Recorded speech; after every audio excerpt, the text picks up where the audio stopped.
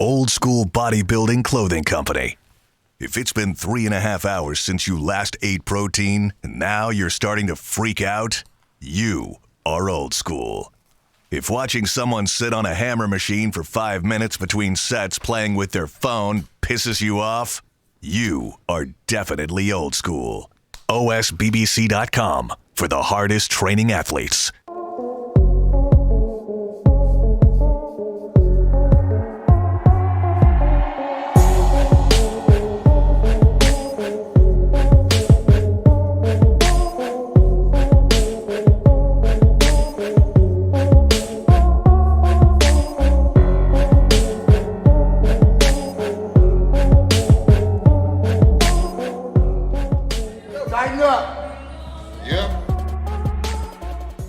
I'm Dave Palumbo, founder of Species Nutrition.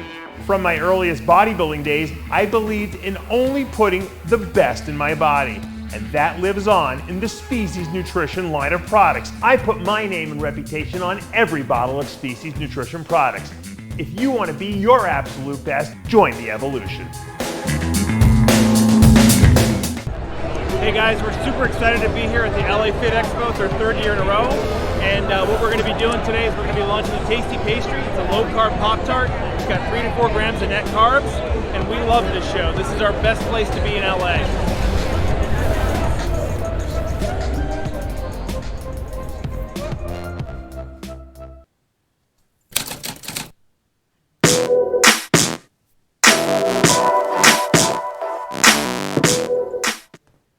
RX Television on RxMuscle.com. This is Ask Dave, better known as hashtag Ask Dave, your 30-minute question and answer show with Dave Palumbo.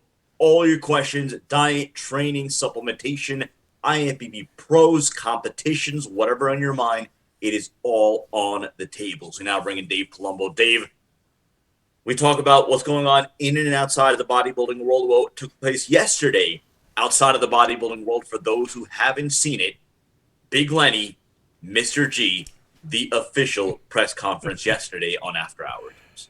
You know, when you built it up just now, I was trying to think, I'm like, did I forget something big that happened in the bodybuilding world? I was trying to figure out what it was, and then you, of course, told me that, and I was like, how could I have forgotten the Big Lenny, Mr. G press conference? It's a pretty big deal, yeah. It's funny because, it started out, Lenny and Mr. G were on the same show, After Hours, and then Mr. G was insulted by something Lenny had said on another show. He called him like a total asshole or a total moron. And Mr. G told him off. Yeah.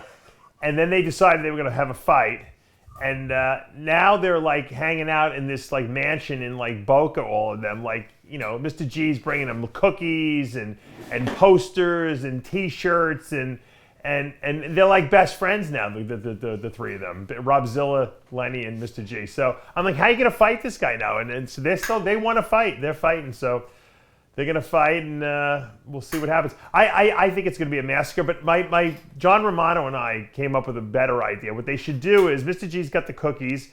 He should move the whole operation down to Florida like he originally was planning, and he should hire Lenny and Robzilla to actually bake the cookies. And they could have a whole business. And then if they were smart, they would have someone come in and film the whole thing on a daily basis, because it would be the greatest YouTube reality show of all time, probably. Well, they got the whole crew down there, so I think it'll be a nice little collaboration there, Mr. G and the Misfits. Yeah. You could have his own signature line of Misfit cookies there, Big Lenny. And for those asking, yes, right now, I guess the fight will be going on as planned. So stay tuned. And again, I hear the Dusty Hand Show's doing better.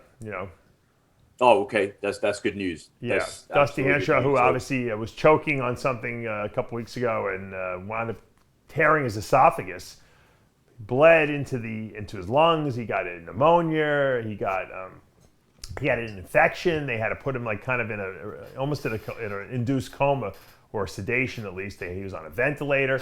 They pulled the vent, from what I understand. I saw Ron Partlow did an interview with Muscle Insider, and they pulled the ventilator. Now they just have, I think, a breathing tube, but it's not he's not on a ventilator anymore. But he's still not out of the woods, because he got, there was I guess he was eating a steak, and they actually had pieces of steak in his lung. It was terrible. I mean, it was the freakiest accident. I thought I get freaky things happen to me, stupid things. that was the freakiest accident I've ever heard of, and it almost killed him. So I'm glad that he's still doing well, but obviously, when you're down and out for that long, it's not like he's just gonna like all of a sudden, come on Instagram and say, hey, I feel great. He's probably not gonna be able to talk for a while because his throat, was so damaged, and the esophagus had to be repaired.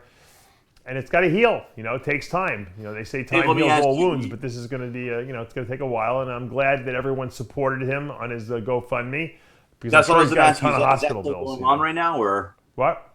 Is the GoFundMe still live? Yeah, I think they raised a lot of over $140,000. I think they raised already. But his hospital bills, I think, could be $200,000 at the end of the day. So then what we'll do is when this episode goes live, the first link you're going to see on the bottom is the GoFundMe to help support Dusty Henshaw and everything that he's going Absolutely. through. And obviously, like you, RxMuscle Nation have done throughout, the time that we've had, I guess, GoFundMes or any other online platforms to help support our brothers in iron. We know you have stepped up in the past. You will continue to do so, especially in the case of someone like Dusty Henshaw. Let's go to the questions. The first two questions, of course, from the Dave Palumbo Experience app. The first question, Dave, do you always switch compounds even if progress is still climbing? Klein is 7 weeks into the EQ on your pre-contest and great results last 2 weeks. Should he keep rolling, or did you always switch at the 8-week mark? You never want to really wait till your progress halts. You know what I mean? If you catch it before that, you constantly keep making gains. The truth of the matter is I don't really know, and I don't know if anyone really knows per se, what goes on at the androgen receptor. But just anecdotally, just empirically, from what I've seen and what I've witnessed with myself, when you switch compounds about every 6 to 8 weeks, you seem to get, and I'm talking about anabolics, I'm not talking about testosterone. Testosterone is testosterone. Your body uses, makes testosterone. It knows what testosterone is, but I'm talking about when you switch the anabolic agents, the DECA, the Equipoise, the Master, whatever you're using, D-ball, your body seems to have a better reaction to it. It kind of gets shocked by the new compound and will continue to grow, and you don't get that stagnation or plateauing period. Can you stay on the same two compounds for 6 months straight and still make gains? Yeah, probably you can. But do we see better gains when you do switch the anabolics? I think we do. I don't know if it's been quantifiable in terms of how much better, but I noticed that when I would switch compounds, I would get better gains. And that's why in the off season, because I would stay on for longer periods of time, I would stay on off of the more toxic compounds, and I would switch to the the long-acting injectables, and I felt that worked better. And I felt like I didn't need to really raise the dosages that much. Just keep the body's androgen receptor guessing, because remember, all these androgens, all these anabolics bind to the androgen receptor, but in different configurations, because they're all shaped differently, these molecules. So sometimes, like I said, I don't really understand how the receptor necessarily works, and I don't think it's that important to know exactly how it, or if anyone really knows exactly how these compounds bind. Maybe Patrick Arnold would, but they definitely bind a little differently, and when they do that, they seem to have a better effect, put it that way. Second question, again from the Dave Palumbo Experience app. Second question, will using T3 make it harder to keep that off once I'm no longer using it? If you use a compound like clenbuterol or thyroid hormone like Cytomel T3 to lose fat, and you lose the fat, okay?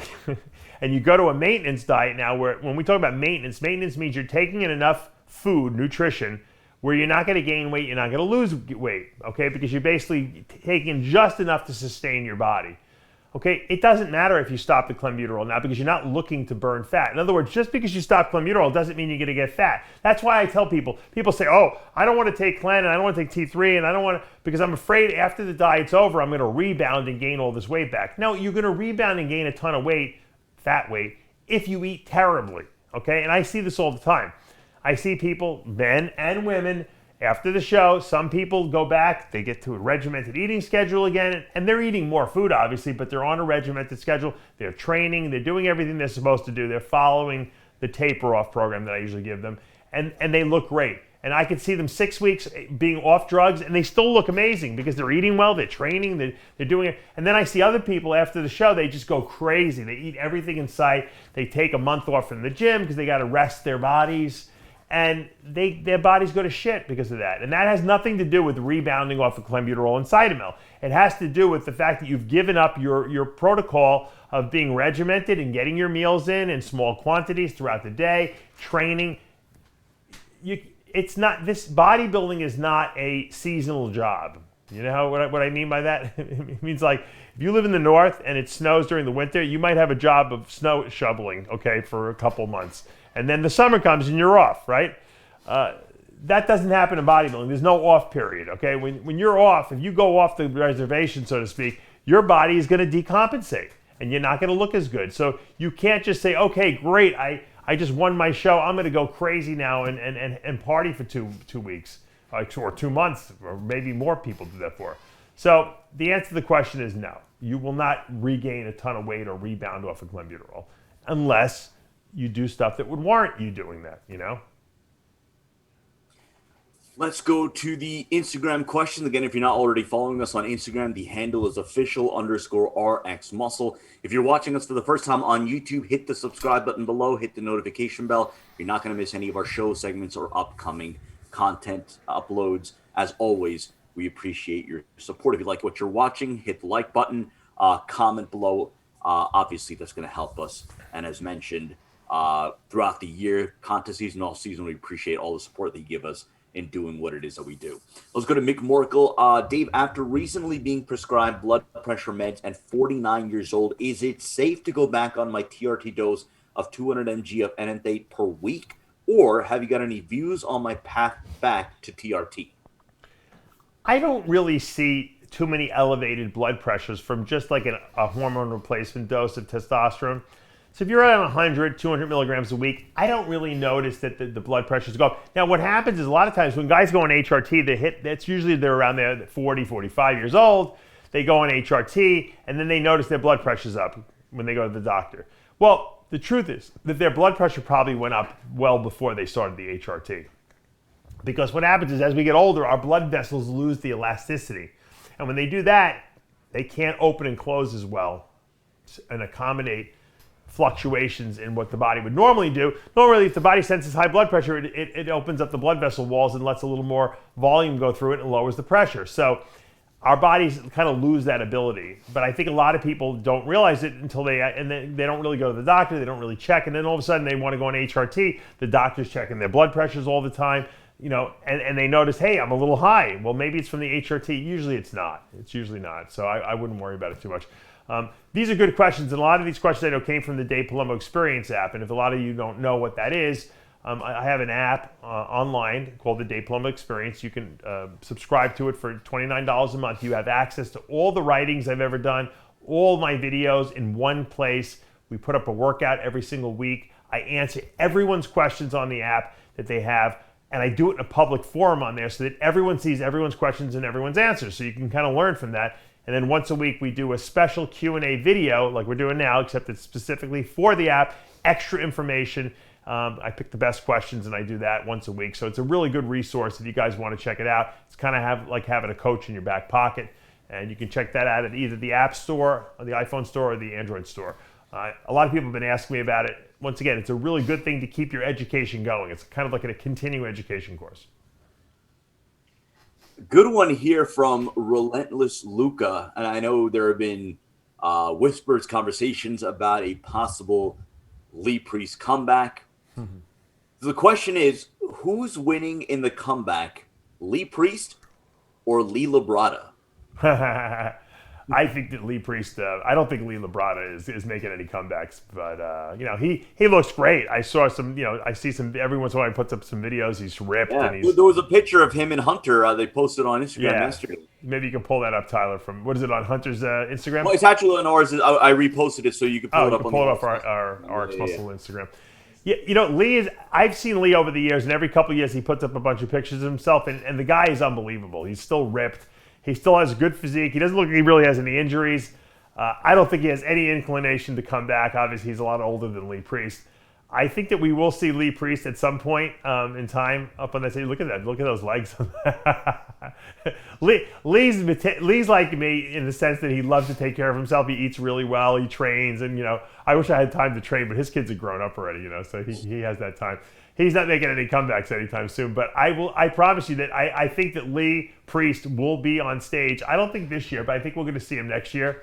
Because I think his arm is feeling a lot better from the neck surgery he had. And I'd give him one more year. I think 2022 we'll see Lee Priest compete at least one more time. Let's go to Team Bam Bam 62. Dave, the best gym atmosphere you've ever trained at. Goes on to say how he's trained, at Gold's. When he moved to Las Vegas, Jay had moved there, training for his first Arnold Classic victory. So of the different venues, maybe some of the more prestigious venues that you've trained at, what would you say the best bodybuilding atmosphere you've trained at? It's going to be this is a controversial answer, but it is true. But the most hardcore place I've ever trained, where the guys were the most focused on training, and that's really it, was when I was in jail, believe it or not. And we trained outside. There was a canopy over us, and we trained either in 90-degree heat or it was freezing cold, because I was there for 6 months, so it was like, or 5 months. It was I got both seasons, and man, those guys trained hardcore. Man, I don't think anyone trained harder than that anywhere I've gone. But in a conventional gym setting, I would say that first of all, nothing can inspire you more than Gold's Gym Venice back in the '90s. I mean, that place was like, even now it's still got great energy, but back then there was so many superstars there. I mean, if you couldn't get a good workout there and push your hardest, there was something wrong with you. Having said that, on a regular basis where I train, where I thought the hardest core atmosphere always was Bev Francis Powerhouse Gym. And that's just because there were so many good people there, and even the regular guys who trained there all trained like they were, and most of them didn't compete, but they all trained as though they were. So you couldn't just wimp out and do a bad workout there, because everyone's watching everyone at all times there. So on a regular basis, that was a very motivating atmosphere. Now, I've gone to gyms where I've had really hardcore workouts, like sporadically throughout, all the Metroflex gym. I mean, come on, that one's great. I went to the Metroflex out in, where was it? In Arizona, was really, really hardcore.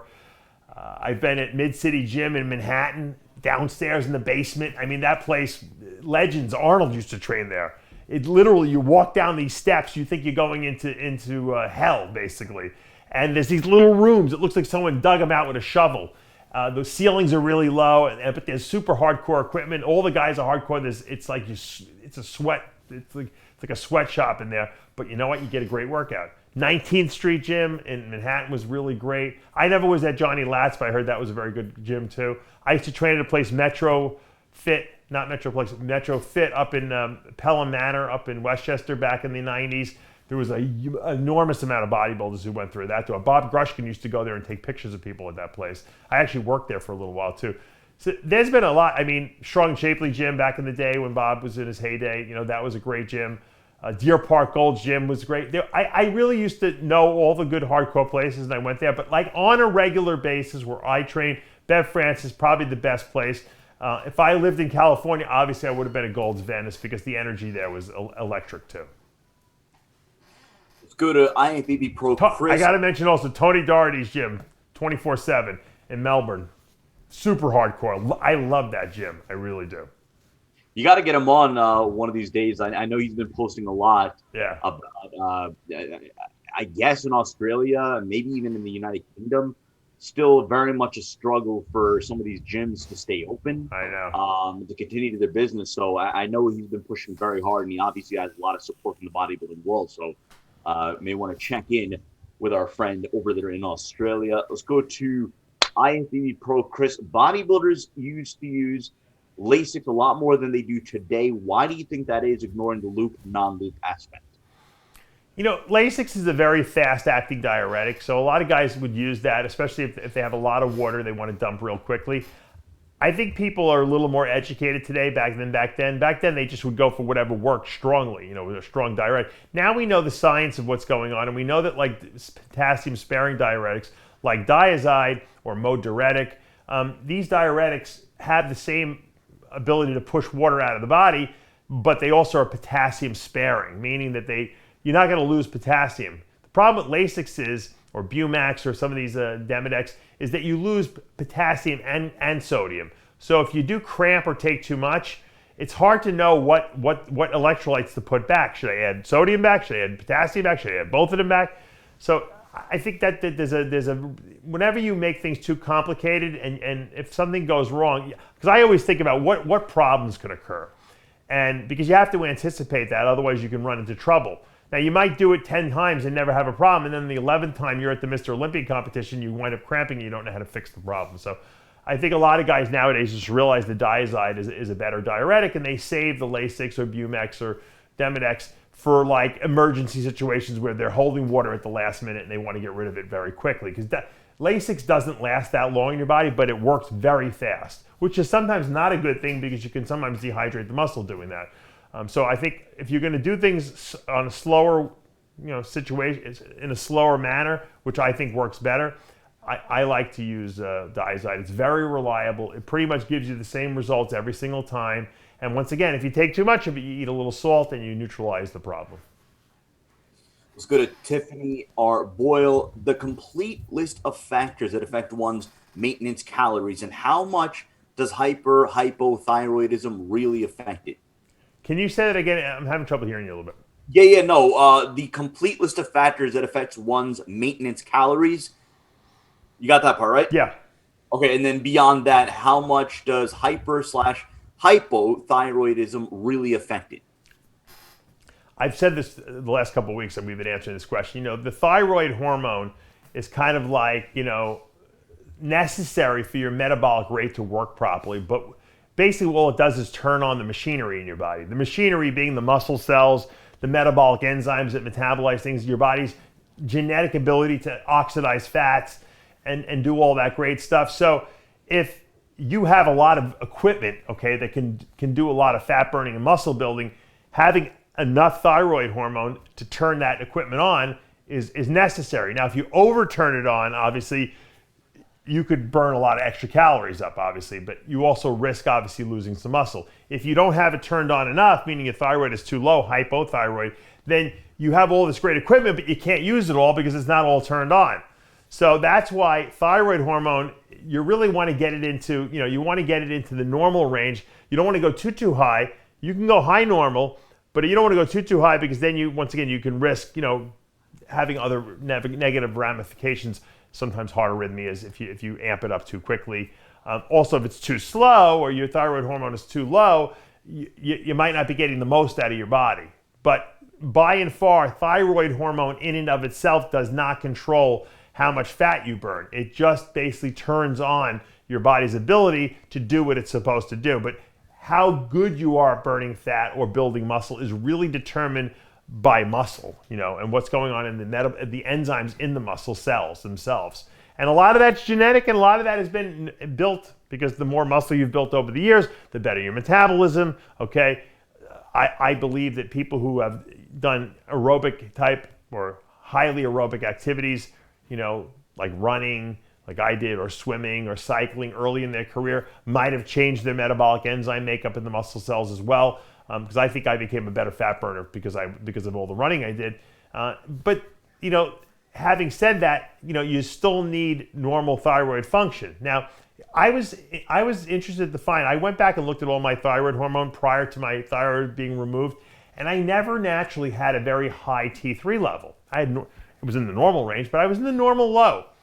And even now, when I'm on replacement, I'm in normal low, but I feel totally normal. So my body probably doesn't need super high thyroid output. Matter of fact, if I did, I probably wouldn't be able to put any muscle on.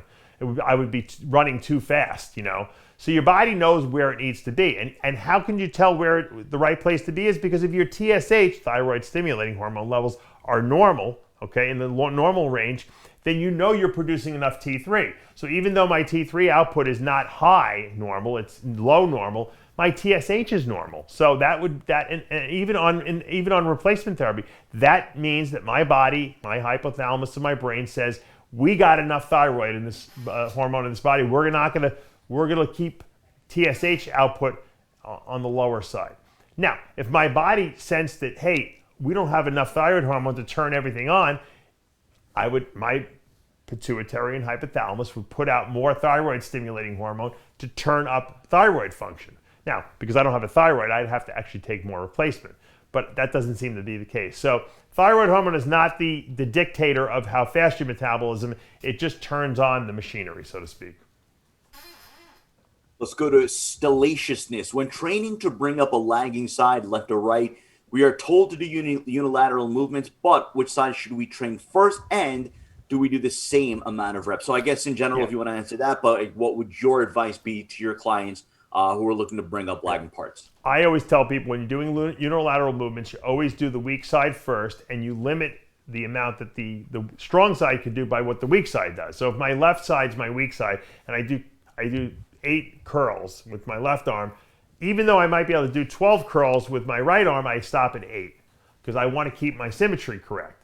Likewise, if I have a lagging body part, I might do an extra set or 2 at the end of the workout just to give it a little more work if I think it's necessary. When I squat, I used to always, my left leg was bigger than my right leg. So I would always lean into my right leg or push from my right leg consciously and didn't even pay attention to my left leg because I knew my left leg was going to unconsciously work anyway. So I try to give more mind-muscle connection to the weaker side. And same thing with compound movements. If you're doing bench pressing, because you don't want to use just dumbbells, you want to use barbell presses, and your right side's a little smaller, then you might want to really just focus on pushing from the right side. The left side's going to work anyway, and it'll enable you to kind of get a better mind-muscle connection to the weaker side. Let's go to Leon 4583. Considering that it's easier to keep the muscle than to create it, why do most bodybuilders use more gear and higher doses during pre-contest than off-season? I don't know. It's a good question. Off-season, I try to keep the dosages to 2 compounds, to like 2 anabolic, like a testosterone and an anabolic, and then maybe some growth hormone. I don't ever use like 3 compounds, very rarely, maybe just in the beginning. Sometimes I might throw a few D-ball tabs in or something like that. But I try to keep it to 2 compounds because I find that your bodies can eat better. Because the limiting factor off season, a lot of times, not the drugs, it's the ability to get that food down. If you're taking toxic compounds, orals, or short-acting, injectables, a lot of times they kill your appetite. And if you can't eat, you can't grow. So now, pre-contest, appetite is never a problem, right? Because you're starving all the time. So I don't mind using 3 compounds or 4 compounds pre-contest because I'm not worried about the appetite being destroyed, and I'm not worried about receptor overload because at this point we're not growing. We're just trying to maintain muscle, give the body a hard look, and I think that's the difference, at least in my mind, of why people use more drugs pre-contest versus off-season. At least that's my rationale. I don't know if other people have. I think some people in their mind think that they can actually grow muscle while they're getting ready for a show if they take more drugs.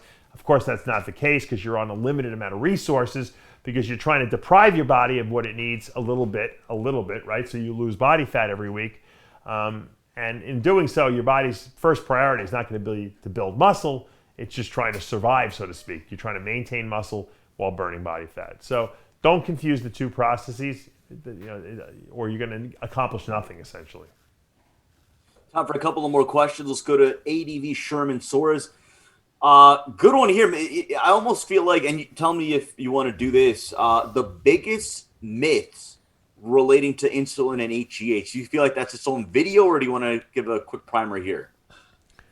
Well, I think that people think that insulin, builds muscle like growth hormone does, which it's really not the case. I mean, it indirectly builds muscle by driving nutrients into the muscle cells so they can be consumed. But assuming your body has enough insulin, taking exogenous insulin is not going to necessarily make you bigger. Now, if you're taking GH and your blood sugars are running high, and you add insulin in, whether it be a long-acting initially, or if you need a short-acting at some of your bigger meals, you might grow better now because you're absorbing your food. But it's not really the insulin that's building the muscle, because insulin just pushes carbohydrates and amino acids to a certain degree into the cells. Doesn't have a direct muscle building effect like IGF-1 would. You take a shot of GH goes to the liver, the liver releases IGF-1, IGF-1 binds to IGF-1 receptors on damaged muscle fibers, and you get a hyperplasia effect. Okay, we know that. That's a direct effect of GH and IGF-1. Insulin doesn't do that. So I think a lot of people are confused by that fact that insulin is a growth agent, where it's not. Whereas growth hormone really does cause, indirectly, of course, via IGF-1, it does cause muscle growth. And so you got to keep that in your brain. Last question. So we're talking about myths. So that's a big myth. Also, I think it's a myth that the more GH you take, the bigger you're going to get, because at some point, remember, GH just causes your liver to release IGF-1. At some point, your body just can't produce any more IGF-1, so you could take 20 IUs of GH. It might be just as effective as taking 8 IUs of GH. The only thing you're going to get with 20 IUs of GH is a lot more fluid retention. So I think that's a big myth. People think that the more you take, the more you're going to build muscle. And once again, really what happens is you're just getting more side effects. You take 20 IUs of GH a day, I guarantee your blood sugar is going to run high, and I guarantee you're going to hold excessive fluid, and I guarantee your fingers are going to be numb all the time, and you don't want that. So remember, it's all about balance. It's about taking an effective dose without overdoing it. I feel like that would make a great episode of Guru Talk with you and Milos. Have that very topic. Sure. You definitely All right, final question from Manzo Low. My question is, what would you do if your son Logan came to you at 18 years old and said, I'm going to start running gear? Would you coach him, meaning make sure that he's doing everything the correct way, or would you demand he not do a cycle even if you knew he would sneak around and do it anyway? It's one of these dilemmas of parenthood, right? Your daughter comes home, tells you she's pregnant, right, or something, or your son wants to take steroids, or there's a million different. It's a tough situation, and obviously the good thing is that I come from a background where I understand all this stuff and I know the right way to do things and the wrong way to do things. So obviously, I would hope he would come to me and tell me he wants to do it. And if he's going to do it, at least let me supervise it, you know what I mean? So that nothing gets done, where he's going to harm himself. Would I be happy about it? No, not at 18, but would I try to discourage him? Absolutely. If I knew he wasn't going to be discouraged and it was going to happen anyway, and he's not living under my roof or whatever, and he's graduated from high school already, then I would at least try to guide him in the right direction. I don't want my son to think that he has to go someplace else on the street to find out about things, you know what I mean? Because then I wouldn't be being a good parent, At the same time, I'm not going to say, hey, you know what? My son's really good at football. I bet you if I put him on a little Anavar or a little, Winstrol, he'll get a scholarship. That would be, on my part, crazy, So you got to, if it's the other way around where my son's coming to me because he says, I want to do this and how do I do it the right way, then I can't turn my back on him, obviously. I would hope I wouldn't have to have the conversation with him, but you never know. It could happen. My daughter could come to me and say that. That's even a worse, scenario in my head. But, you have to be a parent. And if you're going to be a good parent, I guess you have to at least give them the negative ramifications of it. And then if they really want to do it and they're of age where they can make that decision, then I would obviously help them do it the right way,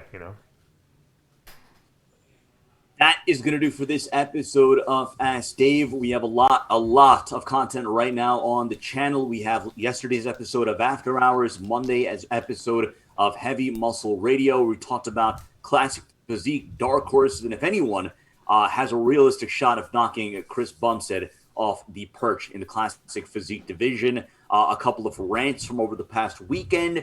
A lot of content right now. Again, if you haven't already done so, subscribe below, hit the notification bell. You're not going to miss any of our shows, segments, or updates. For Tyler Shore and Dave Palumbo, I'm Sadiq Faruqi. We'll see you next time.